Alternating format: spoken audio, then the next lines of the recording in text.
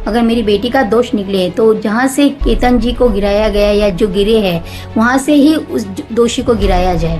अगर किसी का इसमें दोष हो तो उसे सख्त से सख्त सजा होनी चाहिए। महाराष्ट्रातील पर्यटन आणि गडप्रेमींसाठी अत्यंत महत्त्वाचं केंद्र असलेल्या ऐतिहासिक लोहगड किल्ल्यावरून एक धक्कादायक घटना समोर आली आणि खळबळ माजली। सुरुवातीला पावसाळी ट्रेकिंग दरम्यान झालेल्या एक दुर्दैवी अपघात म्हणून पाहिलं गेलेलं प्रकरण आता एका अत्यंत थंड डोक्याने रचलेल्या क्रूर आणि भयानक हत्येचा कट असल्याचं पोलीस तपासात निष्पन्न झालंय। पुण्यातील प्रसिद्ध बांधकाम व्यावसायिक तथा उद्योगपती विशाल अग्रवाल यांचा 24 वर्षीय एकुलता एक मुलगा केतन अग्रवाल याचा लोहगड किल्ल्यावरून 350 फूट खोल दरीत कोसळून मृत्यू झाला होता। या घटनेने संपूर्ण पुणे जिल्हा आणि संपूर्ण महाराष्ट्र हादरून गेला। या प्रकरणात धक्कादायक वळण तेव्हा आलं जेव्हा पोलिसांनी तांत्रिक तपासाच्या आधारे केतनची होणारी पत्नी सिया गोयल आणि तिचा प्रियकर चेतन चौधरी यांना खुनाच्या आरोपाखाली अटक केली। आता केतनच्या आई वडिलांनी मुख्यमंत्री फडणवीसांची भेट घेतली आहे। तसेच फडणवीसांनी या प्रकरणातच केलेलं वक्तव्यही महत्त्वाचं आहे। मुख्यमंत्र्यांनी या प्रकरणावर काय म्हटलंय पाहूयात या व्हिडिओतून। नमस्कार, मी निकिता आणि आपण पाहतायत LS मराठी। या अत्यंत संवेदनशील आणि गंभीर गुन्ह्याची नोंद घेत राज्याचे मुख्यमंत्री आणि गृहमंत्री देवेंद्र फडणवीस यांनी विधिमंडळात आणि माध्यमांसमोर मोठी विधाने केली आहेत। गृहमंत्री म्हणाले की लोहगडची ही घटना अत्यंत अस्वस्थ करणारी आणि समाज मनाला चटका लावणारी आहे। सुशिक्षित आणि चांगल्या सुप्रतिष्ठित घरातील तरुण मुलामुलींनी अशी गुन्हेगारी प्रवृत्ती आणि सूडबुद्धी का सुचते हा आजच्या काळातील एक गंभीर सामाजिक प्रश्न बनलाय।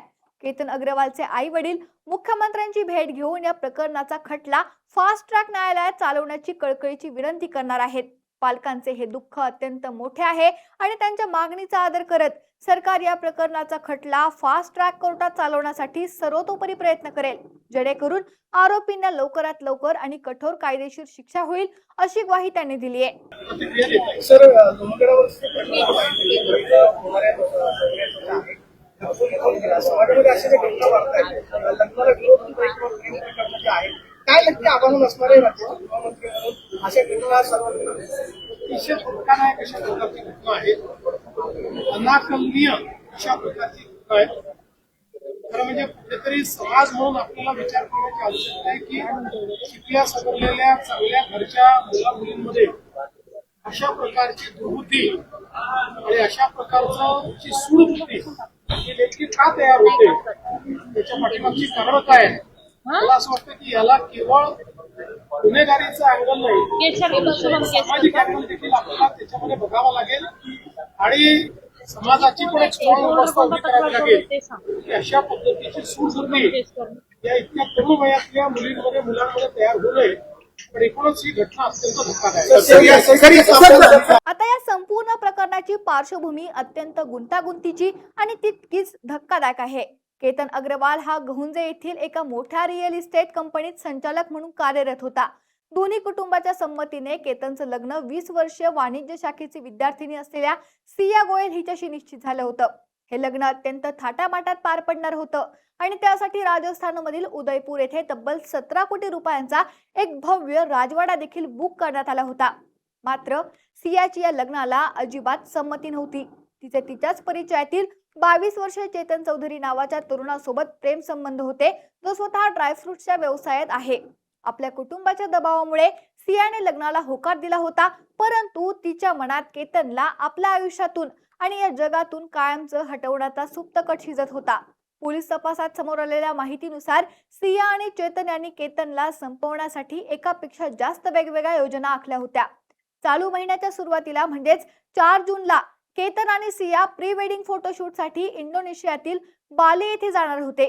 मात्र ही ट्रिप रद्द व्हावी आणि केतनला परदेशात जाण्यापासून रोखता यावं यासाठी सियाने मुंबई आंतरराष्ट्रीय विमानतळावर जाताना वाटेतील एका फूड मॉलच्या वॉशरूम मध्ये जाऊन केतनचा पासपोर्ट चोरला, तो फाडला आणि कमोडमध्ये फ्लश करून नष्ट केला। पासपोर्ट गहाळ झाल्यामुळे केतनला विमानतळावरूनच माघारी फिरावं लागलं आणि अशा प्रकारे त्यांची आंतरराष्ट्रीय ट्रिप रद्द झाली।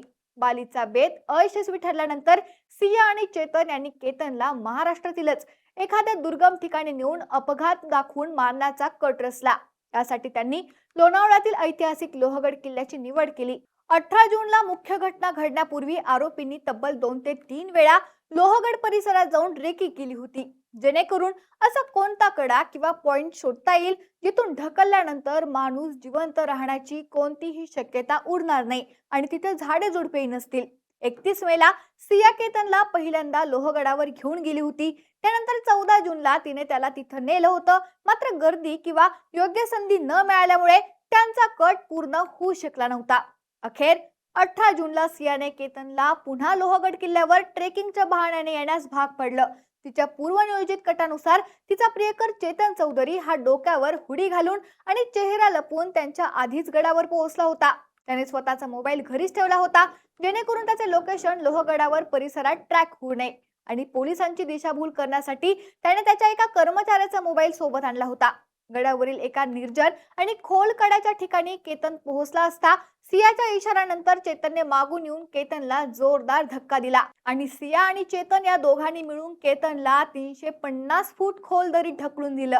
केतन दरीत कोसळल्यानंतर सियाने स्वतः पोलिसांना आणि स्थानिक बचाव पथकाला फोन करून केतनचा फोटो काढताना पाय घसरला आणि तो दरीत पडला असा बनाव रचून खोटा आरडाओरडा केला. सुरुवातीला लोणावळा ग्रामीण पोलिसांनी अपघाती मृत्यूची नोंद केली होती. मात्र केतनच्या कुटुंबाला आणि विशेषतः वडील विशाल अग्रवाल यांना या मृत्यूबद्दल प्रचंड संशय होता. पोलिसांनी जेव्हा तांत्रिक तपास, मोबाईलचे कॉल डिटेल्स आणि गडाच्या पायथ्याशी असलेले सीसीटीव्ही फुटेज तपासले, तेव्हा त्यांना होडी घातलेला एक संशयित तरुण केतन आणि सियाच्या मागे जात असताना आणि नंतर तिथून घाईघाईने पळून जाताना दिसला. पोलिसांनी या संशयाच्या आधारे सिया आणि चेतनला ताब्यात घेऊन पोलिसी खाका दाखवताच त्यांनी आपल्या गुन्ह्याची कबुली दिली. या धक्कादायक खुनानंतर आरोपी सिया गोयल हिच्या वडिलांनी प्रवीण गोयल यांनी देखील अत्यंत संतप्त आणि भावनिक प्रतिक्रिया दिली आहे. त्यांनी प्रसार माध्यमांशी बोलताना सांगितलं की केतन हा आमच्यासाठी मुलासारखा होता आणि जर माझ्या मुलीने हे कृत्य केले असेल तर कायदा आणि न्यायालयाने तिला अजिबात माफी देऊ नये. तिलाही त्याच लोहगड किल्ल्यावरून खाली ढकलून दिला पाहिजे किंवा कठोर फाशीची शिक्षा दिली पाहिजे. आम्ही तिच्या पाठीशी उभे राहणार नाही.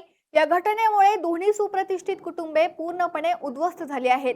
यह मामला सुन के मुझे इतना शौक लगा कि ये कैसे हो गया और क्या मेरा दिमाग में ऐसे हुआ कि क्या हो गया करके। जितना दुख उन्हें है केतन जी का, आज उससे ज़्यादा दुख मुझे है कि एक नहीं दो परिवार डिस्टर्ब हो गए हैं। दोनों परिवारों में केतन जी भी इतने अच्छे थे। अगर किसी का इसमें दोष हो तो उसे सख्त से सख्त सजा होनी चाहिए, चाहे उसमें मेरी बेटी भी हो। अगर मेरी बेटी का दोष निकले तो जहाँ से केतन जी को गिराया गया या जो गिरे हैं वहां से ही उस दोषी को गिराया जाए। जी, मुझे बहुत दुख है, बहुत पीड़ा है, पर ठीक है, उन्होंने बोले दोषी है। दोषी अगर करार होता है तो जो दोषी को सजा होनी चाहिए वो उसे देनी चाहिए।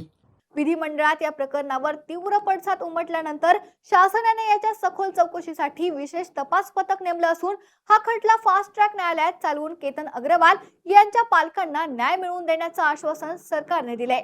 Bureau report, LS Marathi.